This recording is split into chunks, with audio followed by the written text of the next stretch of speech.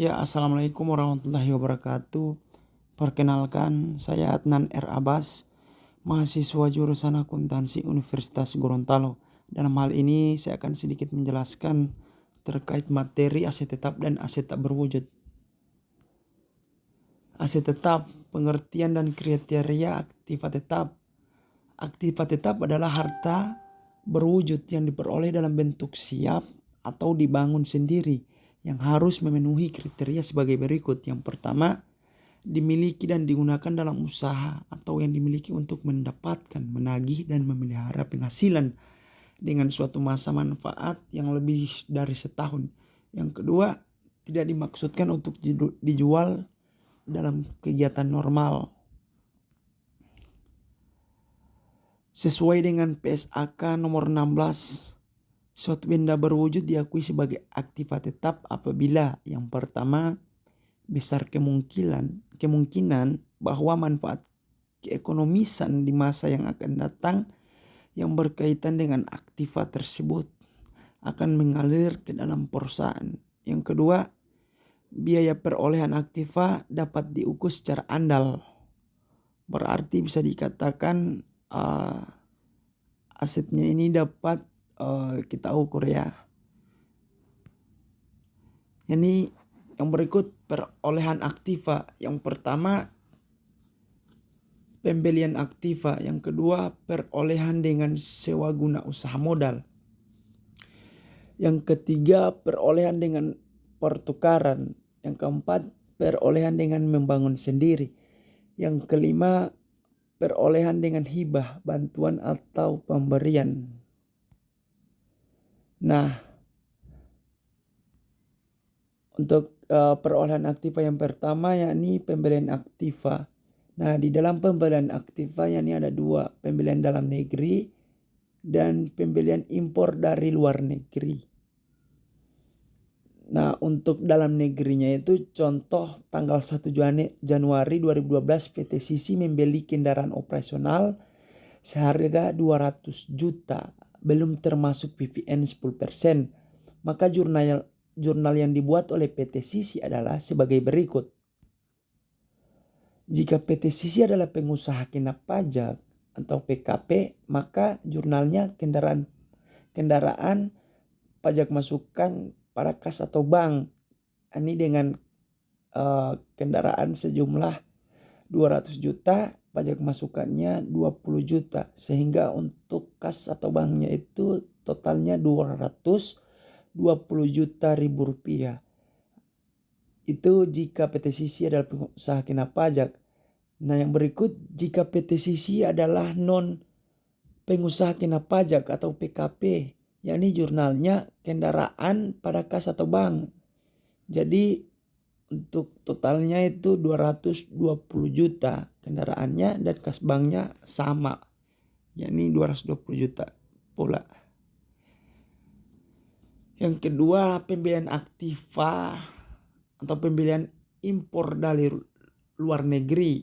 Contohnya tanggal 1 Januari 2012 PT Sisi mengimpor komputer dari Taiwan dengan nilai impor sebesar 150 juta dengan PPN 10%.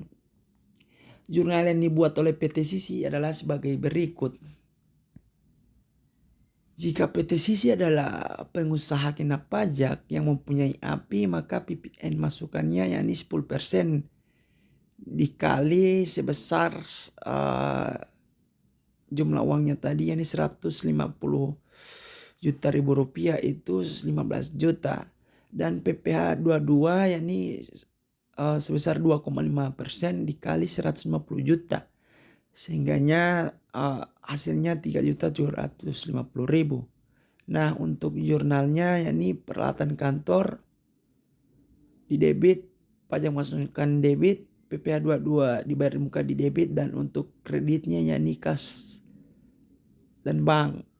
Sejumlah untuk peralatan kantor 150 juta, pajak masukan 15 juta, PPh 22 3.750.000, dan totalnya di kas atau bank yakni 168 juta 750.000. Itu yang jika PT Sisi pengusaha kena pajak. Dan berikut jurnal untuk jika PT Sisi non pengusaha kena pajak yang mempunyai AP. Komputer 110% dikali 150 juta ribu rupiah itu hasilnya 165 juta. Dan PPh dua-duanya 2,5 dikali 150 ribu dengan total 3.750.000. Jurnalnya peralatan kantor debit, PPh 22 dibayar di muka debit, dan untuk kreditnya ya kas atau bank. Sejumlah untuk total kasnya yakni 168.750.000. Nah, jika PT Sisi adalah pengusaha kena pajak yang tidak mempunyai API. Kalau yang tadi mempunyai API, kalau yang ini tidak. Jadi PPh dua-duanya itu 7,5% dikali 150 juta rupiah. Itu 11.250.000. Dan jurnalnya peralatan kantor di debit, pajak masukan debit, PPh 22 bayar muka debit, dan untuk kas atau banknya di kredit. Mungkin bisa dilihat di tabel berikut. Dengan jika PT Sisi non PKP dan tidak mempunyai API, begitu. Mungkin sudah bisa dilihat di jurnalnya di layar teman-teman.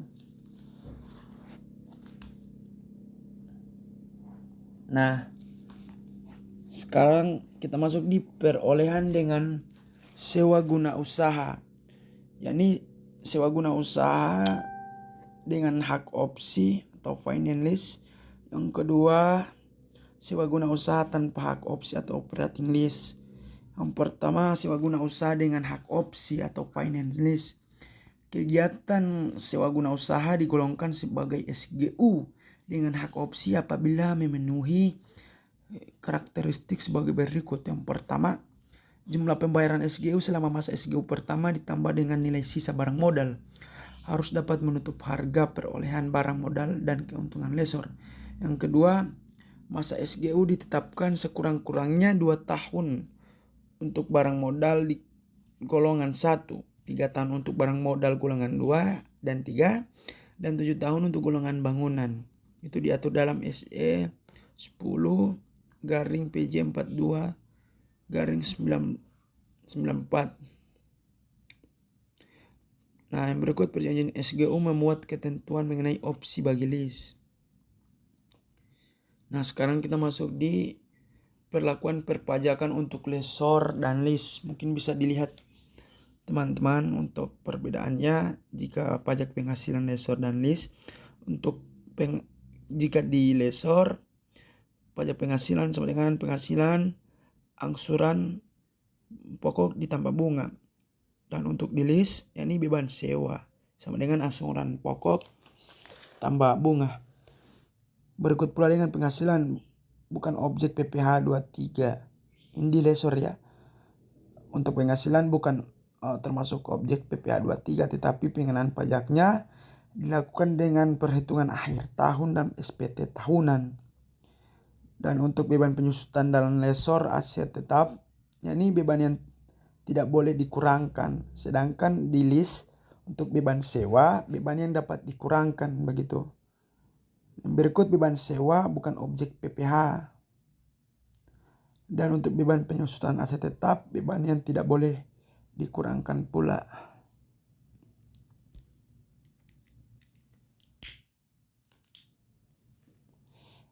Nah, sekarang untuk beban penyisian piutang pada lessor, yakni beban yang dapat dikurangkan, dan mekanisme angsuran pajak PPh diatur oleh Undang-Undang PPh.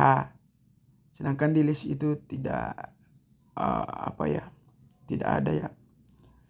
Dan pajak pertambahan nilai di lessor yakni memungut PPN atas penyerahan barang modal kepada lease. Nah, sekarang masuk di peraturan perpajakan untuk sewa guna usaha dengan hak opsi bagi LIS. Yang pertama, selama masa sewa guna usaha, LIS tidak boleh melakukan penyusutan atas barang modal yang di SGU-kan sampai saat LIS menggunakan hak opsi untuk membeli barang tersebut. Yang berikut, setelah menggunakan hak opsi untuk membeli barang modal tersebut, LIS melakukan penyusutan dan dasar penyusutannya adalah nilai sisa barang modal yang bersangkutan. Yang ketiga, pembayaran SGU yang dibayar atau terutang oleh LIS kecuali pembebanan atas tanah merupakan biaya yang dapat dikurangkan dari penghasilan bruto LIS sepanjang transaksi SGU tersebut memenuhi ketentuan kapital LIS. Nah, yang berikut, dalam hal masa SGU lebih pendek dari masa yang ditentukan, maka Direktorat Jenderal Pajak melakukan koreksi atas pembebanan biaya SGU. Nah, yang berikut, LIS tidak memotong PPh 23 atas pembayaran SGU yang dibayar atau terutang berdasarkan perjanjian SGU dengan hak opsi.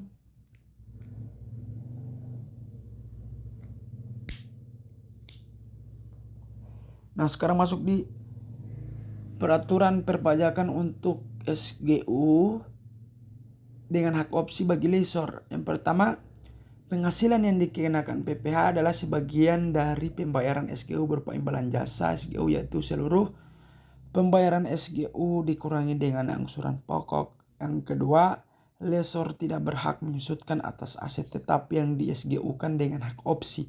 Yang ketiga, dalam hal masa SGU lebih pendek dari masa yang ditentukan, maka Dirjen Pajak melakukan koreksi atas pengakuan penghasilan pihak lessor. Yang keempat, lessor dapat membentuk dana cadangan piutang tak tertagih yang dapat dikurangi dari penghasilan bruto setinggi-tingginya sejumlah 2,5% dari rata-rata saldo awal dan saldo akhir piutang. Itu diatur dalam PMK 81 garing PMK 03 tahun 2009.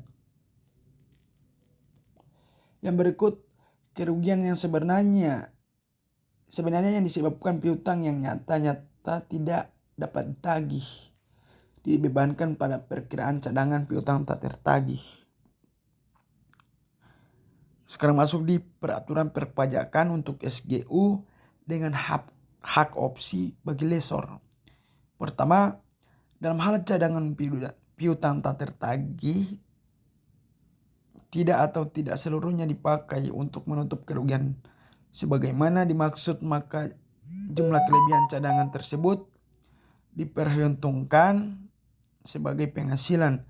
Sedangkan dalam hak jumlah cadangan tersebut tidak mencukupi, maka kekurangannya diperhitungkan sebagai kerugian atas penyerahan jasa dalam transaksi SGU dengan hak opsi lessor kepada LIS, dikecualikan dari pengenaan PPN, tetapi penyerahan barang dari lessor ke LIS dikenakan PPN.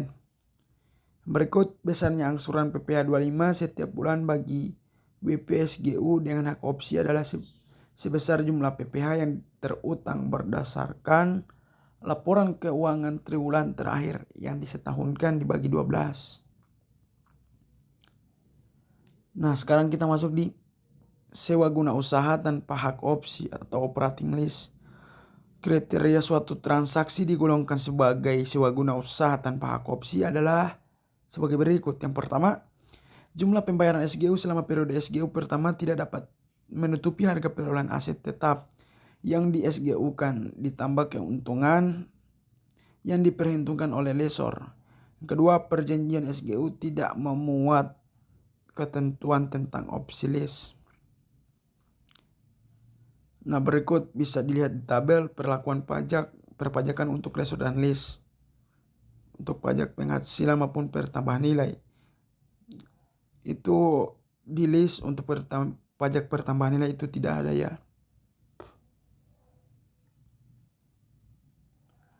Nah, peraturan perpajakan untuk SGU tanpa hak opsi bagi lease. Pembayaran SGU tanpa hak opsi yang dibayar atau terutang oleh lease adalah biaya yang dapat dikurangkan dari penghasilan bruto. Kedua, lease wajib memotong PPh 23 atas pembayaran SGU tanpa hak opsi yang dibayarkan atau terutang kepada lessor. Yang ketiga, atas penyerahan jasa dalam transaksi SGU tanpa hak opsi dari lessor kepada lease dikenai utang PPN. Nah, berikut peraturan perpajakan untuk SGU tanpa hak opsi bagi lessor. Pertama, seluruh pembayaran SGU tanpa hak opsi yang diterima atau diperoleh lessor merupakan objek PPh. Yang kedua, lessor membebankan biaya penyusutan atas barang modal yang di SGU-kan tanpa hak opsi sesuai dengan ketentuan pasal 11 Undang-Undang PPh beserta peraturan pelaksanaannya. Berikut ada contohnya, mungkin bisa teman-teman lihat dan kita pelajari bersama.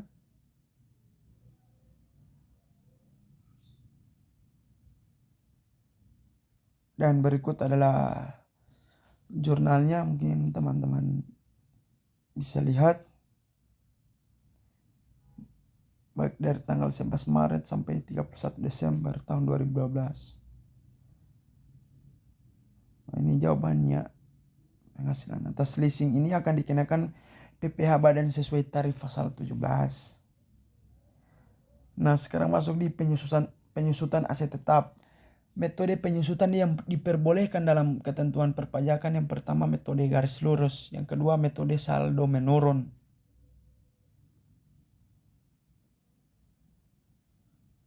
Berikut klasifikasi kelompok harta. Kelompok aset tetap, masa manfaat, tarif depresiasi garis lurus, tarif depresiasi saldo menurun. Baik itu bukan bangunan maupun bangunan itu berbeda ya teman-teman. Mungkin bisa lihat di tabel. Nah, aset yang penyusutannya tidak bisa dikurangkan sebagai biaya. Yang pertama, biaya perolehan aset yang tidak mempunyai hubungan langsung dengan usaha atau kegiatan untuk mendapatkan, menagih, dan memelihara penghasilan yang merupakan objek pajak. Yang kedua, biaya perolehan aset yang digunakan untuk memberi penggantian atau imbalan dalam bentuk natura dan kenikmatan kepada karyawan, kecuali penggantian atau imbalan dalam bentuk natura dan kenikmatan di daerah tertentu dan yang berkaitan dengan pelaksanaan pekerjaan yang ditetapkan dengan PMK 83 PMK 03 2009. Berikut barang modal yang di SGU-kan, baik SGU dengan hak opsi ataupun tanpa hak opsi bagi lease, atau SGU dengan hak opsi bagi leaser. Ini contohnya teman-teman. Baik itu, ini jawabannya baik menurut akuntansi dan menurut pajak itu beda ya teman-teman. Kalau untuk penyusutan menurut akuntansi yakni 600 jutanya dibagi 30. Tapi kalau menurut pajak itu dia 5% dikali 600 juta. Dan jurnalnya beban penyusutan gedung pada akumulasi penyusutan gedung sejumlah 20 juta. Nah, sekarang penghentian aset tetap. Yani ada dua, pertukaran aset tetap dan pelepasan aset tetap. Sekarang masuk di revaluasi aset tetap. Revaluasi aset tetap adalah suatu penilaian kembali atas aset tetap yang dimiliki perusahaan. Artinya dia meninjau kembali aset yang ada di perusahaan sehingga sesuai dengan harga pasar saat dilakukannya revaluasi tersebut. Dan berikut adalah contohnya tanggal 31 Desember.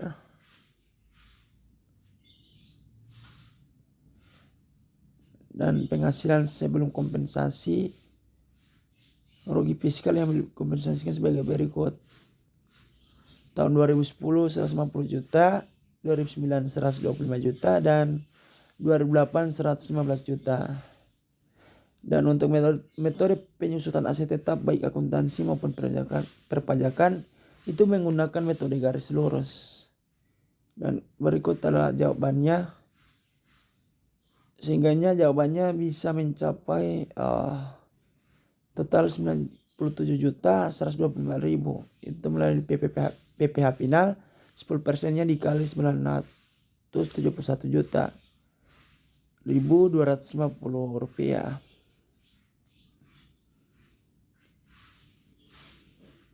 Dan berikut adalah jurnalnya teman-teman, mungkin bisa dilihat.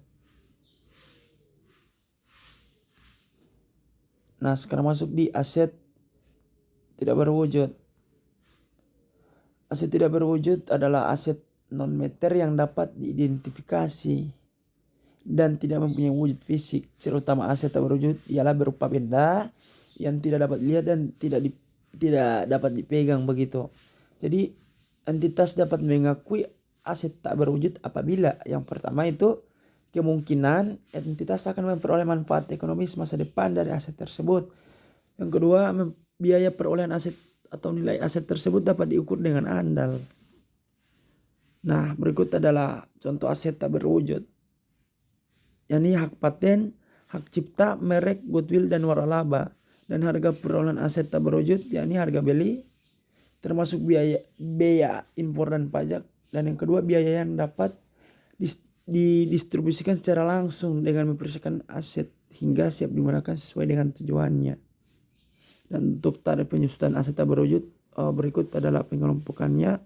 Teman-teman bisa lihat di tabel dari kelompoknya, masa manfaat hingga tarif depresiasi garis lurus dan tarif depresiasi saldo menurun. Itu beda ya teman-teman. Dan berikut adalah contohnya pula menggunakan dengan presentasi tadi. Kolom tabel yang tadi ya teman-teman. Dan jurnalnya mungkin bisa dilihat di kolom. Dan ini contoh duanya ya teman-teman. Seperti yang tadi itu beda antara tahun 1 tahun 2.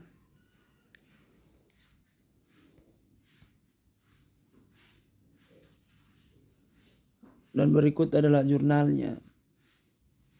Baik pada dari tanggal 1 sampai tanggal 31 Desember. Mungkin hanya itu dari saya. Apabila ada salah kata, salah ucapan, mohon maaf, karena yang benar datangnya dari Tuhan, yang salah datangnya dari saya. Untuk itu ucapan terima kasih kepada teman-teman yang telah mendengarkan, dan ucapan terima kasih pula kepada dosen yang telah membimbing selama mata kuliah kami. Untuk itu selebihnya saya mohon maaf. Billahi taufiq wal hidayah. Wassalamualaikum warahmatullahi wabarakatuh.